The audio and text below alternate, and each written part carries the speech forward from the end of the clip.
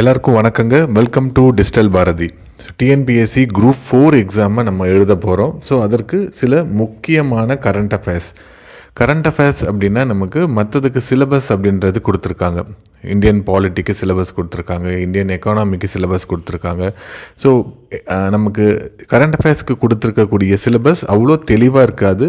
அதனால் நம்ம என்ன படிக்கணும் அப்படின்றது தெரியாமல் டீவியேட் ஆகிடுவோம். தேவையில்லாததெல்லாம் நிறைய படிக்க ஆரம்பிச்சிருவோம்.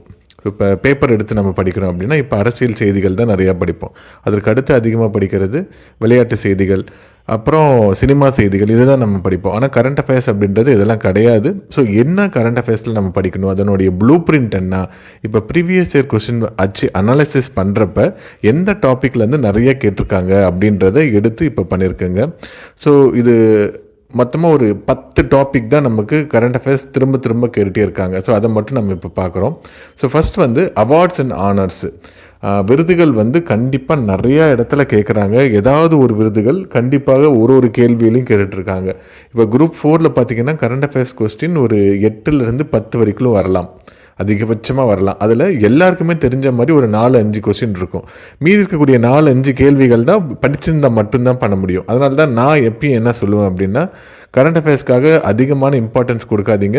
கடைசி டைமில் கூட நீங்கள் படித்து அதை நல்ல மார்க் ஸ்கோர் பண்ண முடியும் அப்படின்றத நான் எப்பயுமே சொல்லிகிட்டே இருப்பாங்க. ஓகே, அவார்ட்ஸ் அண்ட் ஆனர்ஸ்னால் இப்போ சாகித்ய அகாடமி நீர்வழிப்படுவோம் கடைசியாக யார் வாங்கினாங்க, ஆசிரியர் பேர் என்ன, ஸோ இது மாதிரி கொஸ்டின் கேட்பாங்க. தாதா பால்கே சாகே அவார்ட். ஸோ என்னென்னா இது எல்லாமே இப்போ ரீசெண்டாக எப்பயும் ஒரு வருஷம் கரண்ட் அஃபேர்ஸ் படிக்க சொல்லுவாங்க எப்பயுமே யூஸ்வலாக. போன வருஷம் யார் வாங்கினாங்க, இப்போ ஞானபீட் அவார்டு கடைசி வருஷத்தில் யார் வருஷம் தரது கிடையாது இதெல்லாம். So most of the award வருஷமே தருவாங்க, சரிங்களா. இப்போ கிராமி அவார்டு அப்படின்றது வருஷம் தரது, Nobel prize, Golden Globe award வருஷம் தரது. ஸோ இது மாதிரியான அவார்ட்ஸ் வருஷம் தர்றப்ப அந்த ஒரு வருஷத்தில் இந்த அவார்டு இப்போ நோபல் ப்ரைஸ் வருது அப்படின்னா இலக்கியத்திற்கு யார் வாங்கியிருக்கிறாங்க கீழே சாய்ஸஸ் கொடுப்பாங்க. ஸோ இந்த ஒரு வருஷம் அப்படின்றது இதுதான். நம்ம முக்கியமான ஸ்கீம்ஸ் எல்லாம் நம்ம ஒரு வருஷத்துக்கு படிக்கணும் அப்படின்ற அவசியம் கிடையாது. ஒரு 6 மாதத்துக்கு படித்தா போதும். ரொம்ப முக்கியமான ஸ்கீம்ஸ் மட்டும்தான். இப்போ என்ன மகளிர் உதவித்தொகை அதெல்லாம் ரொம்ப எதிர்பார்க்கக்கூடிய கேள்வி, அது கொஞ்சம் முன்னாடியே கொடுக்க ஆரம்பிச்சிட்டாங்க இல்லைங்களா. ஸோ அப்போ அது மாதிரி ரொம்ப முக்கியமாக எதிர்பார்க்கக்கூடியது மட்டும் நம்ம படிச்சிட்டா போதும். எல்லா ஸ்கீம்ஸையும் நம்ம படிக்கணும் அப்படின்ற அவசியம் கிடையாது. இப்போ உழவர் சந்தை திட்டம் எந்த ஆண்டு அறிமுகப்படுத்தப்பட்டது, ஸோ இது மாதிரி சில பேசிக்கான கொஸ்டினும் கேட்பாங்க. அதெல்லாம் ரொம்ப ரொம்ப பழசாக இருக்கும். நம்ம தமிழ்நாடு அட்மினிஸ்ட்ரேஷனில் அந்த ஸ்கீமுக்கான வருஷம் இதெல்லாம் நம்ம எடுத்து வச்சுருப்போம், ஓகேங்களா. ஸோ அவார்ட்ஸ் ரொம்ப முக்கியம். நான் சொன்ன அவார்ட்ஸ் எல்லாமே முக்கியம். ஔவையார் அவார்டு அடிக்கடி கேட்டுகிட்டே இருக்கிறாங்க. ஸோ அதெல்லாம் இப்போ கூட கேட்கறதுக்கு வாய்ப்புகள் இருக்குது. ஸோ கடைசி சமயத்தில் இவ்வளோ ஃபீட் பண்ணுறாங்க அப்படின்னு கிடையாதுங்க. இது நீங்கள் உட்காந்து ஒரு 2 hours படிச்சிங்கனாவே உங்களுக்கு ஒரு 5 மார்க் உறுதியாக வந்துடும். நோபல் ப்ரைஸ் அப்படின்றதும் ரொம்ப முக்கியம், அதுலேருந்து கொஸ்டின் கேட்பாங்க. Books and author, books famous personalities யாராவது இப்போ ரீசெண்டாக புக் எழுதியிருந்தாங்க அப்படின்னா அதை எக்ஸாமில் கொஸ்டினாக கேட்கலாம். அருந்ததி ராய், சேத்தன் பகத், சரிங்களா, அருணிமா சின்ஹா. ஸோ இவங்களை இப்போ ரிப்பீட்டடாக கேட்டுகிட்டே இருக்காங்க. ருமிலா தப்பார் ரொம்ப பெரிய ஹிஸ்டோரியன். ஸோ இது மாதிரி முக்கியமான ஆத்தர்ஸு அவங்களுடைய புக்ஸு, ஸோ அது மாதிரி தான் கேட்டுட்ருக்குறாங்கங்க. தமிழ் ஆத்தர் உங்களுக்கு இந்த இலக்கியத்திலேருந்து கேட்டுருவாங்க. ரொம்ப ஃபேமஸ் புக்ஸ் அப்படின்றது இந்த இங்கிலீஷ் ஆத்தர்ஸு அவங்களுடைய புக்ஸில் தான் இப்போ கேட்டுட்ருக்காங்க. ஓகே, ஸோ அடுத்து ஸ்போர்ட்ஸ் 2 விதமாக கேட்கலாம். ஒன்று ஜிகே ரிலேட்டடாக கேட்கலாம். ஸ்போர்ட்ஸில் நம்பர் ஆஃப் பிளேயர்ஸ் எவ்வளோ அப்படின்றத மேட்ச்சில் கேட்பாங்க. இப்போ ஹாக்கியில் எவ்வளோ பிளேயர்ஸ் விளையாடுவாங்க, கபடியில் எவ்வளோ பிளேயர்ஸ் விளையாடுவாங்க, இது மாதிரியும் கேட்பான். ஐபிஎல் டீம் யார் ஜெயித்தாங்க, ஸோ ஐபிஎல்லாம் இப்போ தான் நடந்திருக்கு, அதெல்லாம் கேட்க மாட்டாங்க. முக்கியமாக நேஷ்னல் கேம்ஸ் எல்லாமே கேட்பாங்க. ஹாக்கி, சந்தோஷ் ட்ராஃபி, சரிங்களா. அப்புறம் கேலோ இந்தியா ஈவெண்ட் அடிக்கடி நடக்குது, ஸோ அது வருஷத்துக்கு ஒரு தடவை, ஸோ அது கேட்பாங்க. ஒலிம்பிக் மெடல், ஒலிம்பிக் இப்போ ரீசெண்டாக இருக்கிறதுனால அதெல்லாம் நிறைய கேள்விகள் கேட்கலாம். வின்டர் ஒலிம்பிக்கு, சம்மர் ஒலிம்பிக்கு, சரிங்களா. காமன்வெல்த், ஏஷியன் கேம்ஸ் இதெல்லாமே அந்த பீரியடில் அந்த ஒரு வருஷத்தில் இருந்தது அப்படின்னா அதுலேருந்து நிறைய கேள்விகள் கேட்கலாம், சரிங்களா. ஸோ அப்புறம் கிராண்ட் ஸ்லாம் கேட்பாங்க. ஃப்ரெஞ்ச் ஓப்பன் எது என்னென்ன ஒரு தடவை ஆர்டரில் கூட கேட்டிருந்தாங்க. எது ஆஸ்திரேலியன் ஓப்பன் ஃபஸ்ட்டு நடக்குமா, ஃப்ரெஞ்ச் ஓப்பன் ஃபஸ்ட்டு நடக்குமா, யூஎஸ் ஓப்பன் ஃபஸ்ட்டு நடக்குமா. ஸோ இது மாதிரி இந்த கிராண்ட் ஸ்லாம் 4த்தையும் சுற்றி கேள்வி கேட்டுகிட்டே இருப்பாங்க. ரொம்ப முக்கியம். அதில் இந்தியன்ஸ் யாராவது பார்ட்டிசிபேட் பண்ணியிருந்தாங்கன்னா கண்டிப்பாக அதை நீங்கள் பார்த்துக்கோங்க. யார் அதிகமான கிராண்ட் ஸ்லாம் வாங்கினாங்க. ஸோ இப்போ ஜோகோவிச், ஸோ அவர் இப்போ இருக்கிற காம்படிஷனில் கூட பார்ட்டிசிபேட் பண்ணல, சரிங்களா. Number 1 rank இழக்கிறாரு. ஸோ அதனால் இப்போ இந்த கரண்ட் ட்ரெண்டில் இருக்கக்கூடியதை ரொம்ப முக்கியமானதை ஓரளவு ஞாபகம் வச்சுக்கலாம். படிச்சுக்கிற மாதிரி படிச்சுக்கோங்க. அப்புறம் இம்பார்ட்டன்ட் டேஸு ரொம்ப முக்கியம். இந்த வேர்ல்டு எர்த் டே, வேர்ல்டு வாட்டர் டே, அப்புறம் ஃபாரஸ்ட் டே, நேஷ்னல் லெவலில் சயின்ஸ் டேஸ், நேஷ்னல் டெக்னாலஜி டே, நேஷ்னல் கேர்ள் சைல்டு டே, சரிங்களா, தேசிய வாக்காளர் தினம் அப்படின்னு நம்ம எதை கொண்டாடுறோம். இதெல்லாம் ரொம்ப ரொம்ப முக்கியமானது. தேசிய கைத்தறி தினம் இப்போ கொஞ்சம் முன்னாடி அதை அனௌன்ஸ் பண்ணதுனால அதெல்லாம் கூட கேட்டுகிட்டே இருந்தாங்க. இதெல்லாம் ரொம்ப முக்கியமான டேஸு. மொத்தமாக எடுத்திங்கன்னா ஒரு 30 டேஸ் இருக்கும். நிறைய கன்ஃபியூஸ் ஆகும். மாதத்தை மட்டும் ஓரளவு ஞாபகம் வச்சுக்கிட்டு கெஸ் பண்ணி நம்ம போட வேண்டியதாங்க. சரிங்களா, கொஸ்டின் பேப்பர் டஃப்பாக இருக்குது அப்படின்னா இப்போ வேர்ல்டு என்விரான்மெண்டல் டே அப்படின்னா June 5, June 6, June 7 அது மாதிரி கொடுத்துட்டாங்கன்னா ரொம்ப டஃப் ஆகிடும். ஜூனும் நமக்கு தெரியும், உள்ளே போகிறப்ப சிரமமாயிடும். இதை வச்சு தான் நம்ம கொஸ்டின் டஃப்பாக ஈஸியாக அப்படின்னு சொல்லுவாங்க. சரிங்களா, என்ன கொடுத்துருப்பாங்க, June 5 அப்படின்னு கொடுத்துருப்பாங்க, August 15 கொடுத்துருப்பாங்க. குழந்தைங்களுக்கு கூட தெரியும். சரிங்களா, ஸோ அது மாதிரி ஈஸியாக எலிமினேட் பண்ணுறக்கூடிய ஆப்ஷன் இருந்ததுன்னா கொஸ்டின் பேப்பர் நமக்கு ஈஸியாக இருக்கும். பர்சன்ஸ் இன் நியூஸு, அப்புறம் வந்து பார்த்திங்கன்னா பிளேசஸ் இன் நியூஸு, இது ரெண்டும் ரொம்ப முக்கியம். ஸோ அதுவும் வந்து நம்ம பார்த்துக்கணும். மிஸ் வேர்ல்டாக யார் இருந்தாங்க, கான்ஸ்டியூஷனல் போஸ்ட்டில் யாராவது இப்போ புதுசாக அப்பாயின்மெண்ட் ஆகிருக்காங்களா, சிஏஜி யாராவது வந்திருக்காங்களா, இப்போ 16th ஃபினான்ஸ் கமிஷனில் யார் இருக்காங்க, நித்தி ஆயோக்குடைய துணை தலைவரை யார் அப்பாயின்ட் பண்ணியிருக்காங்க, சிபிசியோடைய தலைவரை யார் நியமிச்சிருக்காங்க, தமிழ்நாட்டிலிருந்து ஏதாவது அரசியல் தலைவர் எங்கேயாவது ஆளுநராக நியமிக்கப்பட்டாங்களா, இது மாதிரியான அப்பாயின்மெண்ட்ஸ் ரிலேட்டடாக நிறைய கொஸ்டின் வந்து பர்சன்ஸ் ரிலேட்டடாக கேட்பாங்க. ஸோ முதல்ல நிலாவில் கால் எடுத்து வச்சது யார், முதல்ல எவரெஸ்ட் ஏறது யார், இதெல்லாம் ஜிகே ரிலேட்டடாக இருக்கும் பர்சன்ஸில். ஸோ அதுவும் வந்து கேட்கலாம். சரிங்களா, இண்டெக்ஸு, ரேங்கிங்கு, நீதி ஆயோக் வெளியிடக்கூடிய இண்டெக்ஸில் ஏதாவது ஒன்று கேட்பாங்க. ஹெல்த் இண்டெக்ஸு, நிறைய இண்டெக்ஸ் இருக்குது. அப்புறம் ஹியூமன் டெவலப்மெண்ட் இண்டெக்ஸில் இந்தியா எத்தனாவது இடத்துல இருக்குது, state human development index, so அதில் நம்ம எந்த இடத்துல இருக்கிறோம், தமிழ்நாடு எந்த இடத்துல இருக்குது, ஸோ இது மாதிரி ரேங்கிங் வச்சு கேட்பாங்க. இப்போ நமக்கு வந்து ஜிடிபியில் நம்ம வந்து இந்தியா எத்தனாவது இடத்துல இருக்குது, நாமினல் எத்தனாவது இடத்துல இருக்குது, பர்ச்சேசிங் பவர் பேரிட்டியில் எத்தனாவது இடம் இருக்குது, வேர்ல்ட் பேங்க் வந்து இந்தியாவுடைய பணவீக்கம் எவ்வளோ இருக்குன்ட்டு வரையறுத்துருக்குறாங்க, WTO எவ்வளோ வரையறுத்துருக்காங்க. ஸோ இது மாதிரி முக்கியமான விஷயங்கள் எல்லாத்தையும் ரேங்கிங்கில் வர்றதில் நம்ம கொஞ்சம் ஞாபகம் வச்சுக்கணும். சரிங்களா, ஹாப்பினஸ் இண்டெக்ஸில் நம்ம இந்தியா எத்தனாவது இடத்துல இருக்குது. ஸோ இதெல்லாம் ரொம்ப முக்கியமானது. ரீசெண்டில் நிறைய கொஸ்டினாக கேட்டது. அப்புறம் சயின்ஸ் அண்ட் டெக்னாலஜி, என்விரான்மெண்ட்டு, இது ரொம்ப முக்கியம். என்விரான்மெண்ட் அப்படின்றது இப்போ இருக்கக்கூடிய காம்படிட்டிவ் எக்ஸாமில் நிறைய கேள்விகள் திரும்ப திரும்ப கேட்டுகிட்டே இருக்கிறாங்க. அதனால் ரொம்ப முக்கியமானது. அதில் முக்கியமாக இஸ்ரோ, DRDO. ஸோ இஸ்ரோனா சேட்டலைட்ஸ் அனுப்புறது, ககன்யான், மங்கள்யான், சரிங்களா, எந்த டேட்டில் அனுப்புனாங்க, ஆப்ரேஷன் சூரியன், நிறைய இப்போ அனுப்பிட்டே இருக்கிறாங்க இல்லைங்களா. ஸோ அதெல்லாம் வந்து ரொம்ப முக்கியமானது. நிறைய கொஸ்டின் திரும்ப திரும்ப கேட்டுகிட்டே இருப்பாங்க. ஏதாவது ஒரு கொஸ்டின் இஸ்ரோலேருந்து வந்துடும். ஓகே, இது ஜிபி நமக்கு வந்து குளோபல் பொசிஷனிங் சிஸ்டமில் நம்ம நாவிக் அப்படின்ட்டு சிஸ்டம் நம்ம அனுப்பியிருக்கிறோம் இல்லைங்களா. அதில் எத்தனை சேட்டலைட் இருக்கும், அதில் ஜியோ சின்க்ரனைஸ் சேட்டலைட் எவ்வளோ, அதுக்கப்புறம் போலார் சின்க்ரனைஸ் சேட்டலைட் எவ்வளோ இருக்குது. DRDOனா உங்களுக்கு இப்போ லேட்டஸ்ட்டாக ஏதாவது ஏவுகணை நம்ம தயாரிச்சிருக்கிறோமா, அக்னி எப்போ சோதனை பண்ணாங்க, எந்த தீவில் இதை சோதனை பண்ணுறாங்க, இப்போ நீர்மூழ்கி அணு ஆயுத கப்பல் இந்தியாவில் என்ன இருக்குது, இந்தியாவிலே தயாரித்த ராக்கெட் எது. ஸோ இது மாதிரியான கேள்விகள் நிறைய கேட்பாங்க. நாசாவோட மிஷன்ஸும் நிறைய கேட்பாங்க. சரிங்களா, ரொபாட்டிக் வந்து இப்போ ஃபஸ்ட்டு ஹியூமனாய்டு இது இப்போ ரீசெண்டாக கேட்டது. சரிங்களா, ஸோ இதெல்லாம் ரொம்ப முக்கியமான. சூப்பர் கம்ப்யூட்டர், இந்தியாவில் தயாரிக்கப்பட்ட முதல் சூப்பர் கம்ப்யூட்டர் என்ன, அதனுடைய வேகம் என்ன, உலகத்திலேயே இப்போ சூப்பர் கம்ப்யூட்டரில் எது வேகமாக இருக்குது, அதெல்லாம் கேட்கலாம். ராம்சார் சைட் அப்படின்றது சைட்ஸில் வந்துடும். இருந்தாலும் கூட என்விரான்மெண்டல் அப்படின்ற வரதுனால தமிழ்நாட்டில் தான் இந்தியாவிலேயே அதிகமான இந்த ராம்சார் சைட் ஈரநிலங்கள் அப்படின்னு சொல்கிறது இருக்குது. சரிங்களா, இன்டர்நேஷ்னல் சோலார் அலையன்ஸு, நம்மளுடைய ட்ராபிக் ஆஃப் கேன்சருக்கும் நம்மளுடைய ட்ராபிக் ஆஃப் கடகரேகை, மகரரேகை. சரிங்களா, ஸோ இது ரெண்டுத்துக்கும் இடையில இருக்கக்கூடிய பகுதியில் சூரியன் எப்பயுமே இயக்கம் இருந்துகிட்டே இருக்கும். ஸோ அந்த பகுதியில் சூரிய ஒளியை பயன்படுத்தி மின்சாரம் தயாரிக்கிறதுக்கான சாத்தியக்கூறுகள் நிறையா இருக்கிறதுனால மோடி தலைமையிலான இன்டர்நேஷ்னல் சோலார் அலையன்ஸ் அப்படின்றது வந்துச்சு. அதுலேருந்து கூட கொஸ்டின் கேட்கலாம். சரிங்களா, அப்புறம் காப் மீட்டிங், கன்வென்ஷன் ஆஃப் பார்ட்டிஸ். சரிங்களா, நம்ம வேர்ல்டு கிளைமேட்டிக் கண்ட்ரோலுக்கும் பயோடைவர்சிட்டிக்கும் நிறைய மீட்டிங் போடுவாங்க. ஸோ இந்தியாவில் ஏதாவது மீட்டிங் நடந்ததா, பாரிஸ் சம்மிட் எத்தனாவது மீட்டிங்கு, இப்போ லேட்டஸ்ட்டாக எந்த இடத்துல நடந்தது, இதெல்லாம் ரொம்ப முக்கியமானது. வேக்சின்ஸ், இப்போ கோவிட் இருந்ததுனால நிறைய வேக்சின்ஸு முன்னாடி கொஸ்டினில் கேட்டிருந்தாங்க. சரிங்களா, ஸோ அதையும் நம்ம லைட்டாக பார்த்துக்க வேண்டியது. கோவேக்சின், ஸோ இதை பற்றியெல்லாம் நிறைய கொஷின்ஸ் வந்திருக்கு. ஸ்கீம்ஸு, இனிஷியேட்டிவ்ஸு, மிஷன்ஸு நிறைய கேட்பாங்க.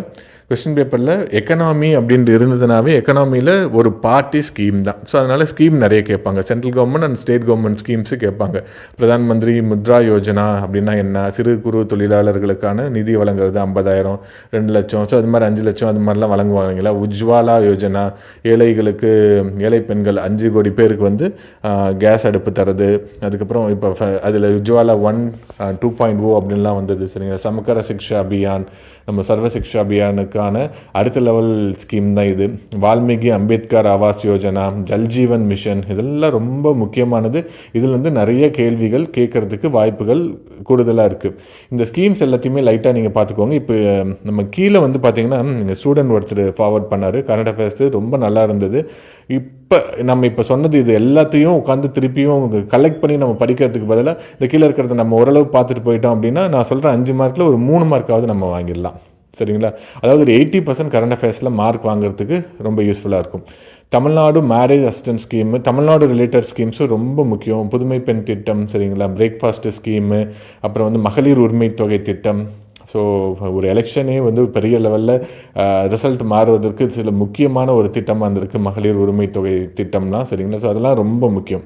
அதே மாதிரி பிளேசஸ் இன் நியூஸு, டிசாஸ்டர் எப்போ வந்து நடந்தது, ஏதாவது புயல் இப்போ வந்துச்சா, அது அரபிக்கடலில் உருவாகுச்சா, எப்போ கரையை கடந்துச்சு, யுனெஸ்கோ ஹெரிட்டேஜ் சைட்ஸ் ஏதாவது இருக்கா, அரிட்டாப்பட்டி அப்படின்னு ஒரு இடம் மதுரையில், அது கூட கேட்டிருந்தாங்க. அது வந்து பயோடைவர்சிட்டி ஹெரிட்டேஜ் சைட் அப்படின்னு சொல்லியிருந்தாங்க. சரிங்களா. ஸோ அப்புறம் டைகர் ரிசர்வ்ஸ், இப்போ லேட்டஸ்ட்டாக ஏதாவது டைகர் ரிசர்வ்ஸ் வந்திருக்கா, பிரிக்கு ஏஷியான் மீட்டிங் ஏதாவது நடந்திருக்கா, ஸோ அதெல்லாம் வந்து நிறைய கேட்பாங்க.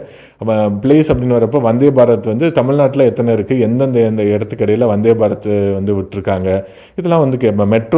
மெட்ரோ ட்ரெயின் வந்து கேட்பாங்க. இப்போ வழித்தடங்கள், இப்போ வந்து ஏற்கனவே 2 வழித்தடங்கள் இருக்குது, இன்னும் எத்தனை வழித்தடங்கள் இருக்குது, எந்த ஊரில் மெட்ரோ வந்து வேலைகள் இப்போ ஆரம்பிச்சிருக்காங்க, கோயம்புத்தூர் மாதிரியான ஊரில் ஆரம்பிச்சிருக்காங்க இல்லைங்களா. ஸோ அதெல்லாம் வந்து கேட்கலாம். Joint military operation India Indonesia சேர்ந்து நடந்தது என்ன, அப்புறம் வந்து மலபார் அப்படின்றது எந்தெந்த நாட்டுகளுக்கு இடையில் நடந்தது, இதெல்லாம் ரொம்ப முக்கியமானது. லார்ஜஸ்ட் சோலார் பவர் பிளான்ட் எங்கே இருக்குது, லார்ஜஸ்ட் அட்டாமிக் பவர் பிளான்ட் எங்கே இருக்குது, இது மாதிரி லார்ஜஸ்ட்டை வச்சுட்டு கொஸ்டின் கேட்பாங்க. ஸோ இதெல்லாம் வந்து முக்கியமானதுங்க. ஸோ இந்த டாபிக் மட்டும் நீங்கள் நல்லா பார்த்துக்கோங்க. Awards, books, sports, important days, persons in news, index, அதுக்கப்புறம் index ranking, science and technology, environment, schemes, initiatives, places in news. சரிங்களா. ஸோ இதெல்லாமே முக்கியம். இது இல்லாமல் சோஷியோ எக்கனாமிக் இம்பார்ட்டன்ஸ் ரிலேட்டடாக கேட்பாங்க. அதுவும் ஸ்கீம்ஸ் தான் மோஸ்ட்லி இதுவே வந்துடும்.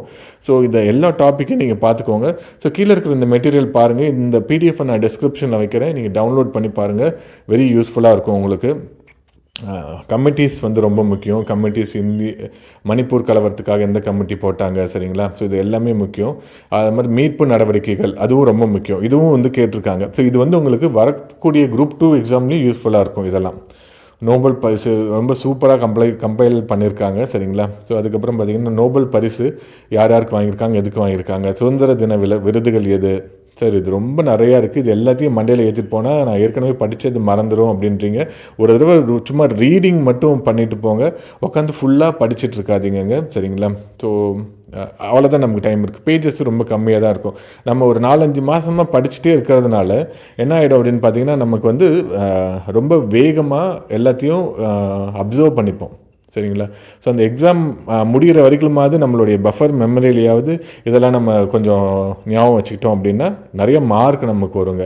நீங்கள் எதிர்பார்த்த போஸ்ட் அப்படின்றது கிடைக்கும். இல்லைனா உங்களுக்கு வந்து 1 மார்க்கில் நல்ல போஸ்ட் கிடைக்காம போகலாம், 1 மார்க்கில் போஸ்ட்டே கிடைக்காம போகலாம். ஸோ அந்த ஒரு மார்க்கும் ரொம்ப முக்கியம். அதற்காக தான் இது. சரிங்களா. சரஸ்வதி சம்மான் விருதுகள், நீர்வழி படுவோம், தேவி பாரதிக்கு கிடைச்சது, இதெல்லாம் ரொம்ப முக்கியம். ராமன் மகேசேசே விருது, இதெல்லாம் வந்து டிஎன்பிசியில் புராதனமாக கேட்கக்கூடிய முக்கியமான கேள்வி. ஆசியாவின் நோபல் பரிசு அப்படின்னு எதை நம்ம அழைக்கிறோம் அப்படின்றது.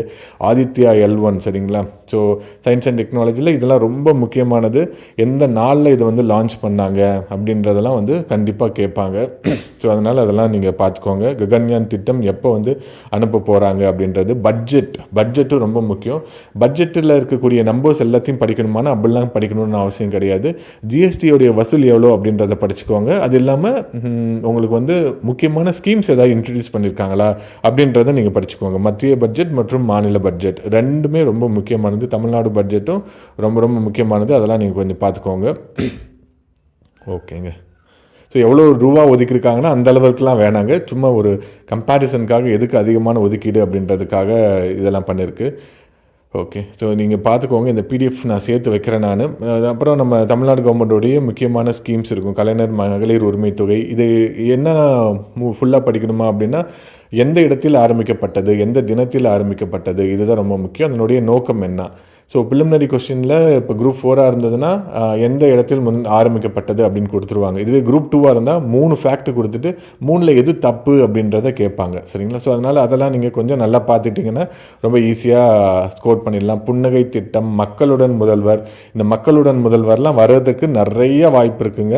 அதனால் அதை நல்லா பார்த்துக்கோங்க, கண்டிப்பாக சூப்பராக மார்க் எடுக்கலாம். விடியல் பயணம், சரிங்களா, நீலகிரி வரையாடெல்லாம் ஏற்கனவே வந்து குரூப் 2லேயே கேட்டிருக்காங்க, குரூப் 2 மெயின்ஸ்லேயே கேட்டிருக்காங்க. சரிங்களா? முதல்வரின் முகவரி அப்படின்ட்டு ஒரு புதுசாக ஸ்கீம் இன்ட்ரடியூஸ் பண்ணி ஒரு துறையவே அதுக்காக கிரியேட் பண்ணாங்க. நான் முதல்வன் திட்டம், சரிங்களா, இளைஞர்களுக்கான பயிற்சி கொடுக்கக்கூடிய ஒரு முக்கியமான திட்டம். நம்ம ஸ்கூல் ஃபவுண்டேஷன், இதெல்லாம் இல்லம் தேடி கல்வி, இதெல்லாம் பழசு, இப்போலாம் கிடையாது என்ன இல்லம் தேடி கல்வி. சரிங்களா? ஸோ இதெல்லாம் நம்ம பழைய திட்டங்களும் இருக்குது, புதிய திட்டங்களும் இருக்குது. நீங்கள் கொஞ்சம் பார்த்துக்கோங்க. ஒரு தடவை படிச்சுட்டு மட்டும் போங்க போதும். நம்ம இது எல்லாத்தையும் படித்து மனப்பாடம் பண்ணி போகிறதுக்கு முன்னாடி அம்மாக்கிட்ட ஒப்பிச்சுட்டு தான் போகணுமானா அப்படிலாம் கிடையாதுங்க. ஓரளவு ஞாபகம் இருக்கிற அளவுக்கு பார்த்துட்டு போங்க. ஓகே, ஸோ கரண்ட் அஃபேர்ஸ் இதுதான். பாருங்கள், கரண்ட் அஃபேர்ஸில் நமக்கு 1 மார்க்கு 2 மார்க் விடலாம், மற்றபடி நம்ம எல்லா மார்க்கும் வாங்கணும். அதே மாதிரி மேக்ஸ்லேயும் 22, 23 வரைக்கும் நம்ம 23 வரைக்கும் வாங்கலாம், ஒரு 2 மார்க் விடலாம். ஸோ இதில் 2 மார்க் விட்டிங்க அப்படின்னா நம்ம வந்து தமிழில் ஒரு 5 மார்க் விடலாம், 95. சரிங்களா? ஜிஎஸ்சில் நம்ம ஓரளவு பண்ணோம் அப்படின்னா ஒரு 170 அப்படின்றது இந்த வருஷம் கட் ஆஃபாக இருக்கும் அப்படின்ட்டு எதிர்பார்க்கப்படுகிறது. கொஷின் பேப்பரை பார்க்காமவே கட் ஆஃப் சொல்கிறதுலாம் கொஞ்சம் பேத்தல் தான். ஆனாலும் 170 அண்ட் எபோவ் எடுக்கிறதுக்கு நீங்கள் எய்ம் பண்ணணும் அப்படின்றதுக்காக தான் சொல்லியிருக்கேங்க. ஸோ நல்லா படிங்க, ஆல் த பெஸ்ட். ஸோ இந்த எக்ஸாமில் உங்களுக்காக ஒரு பதவி காத்துட்ருக்கு. நன்றி.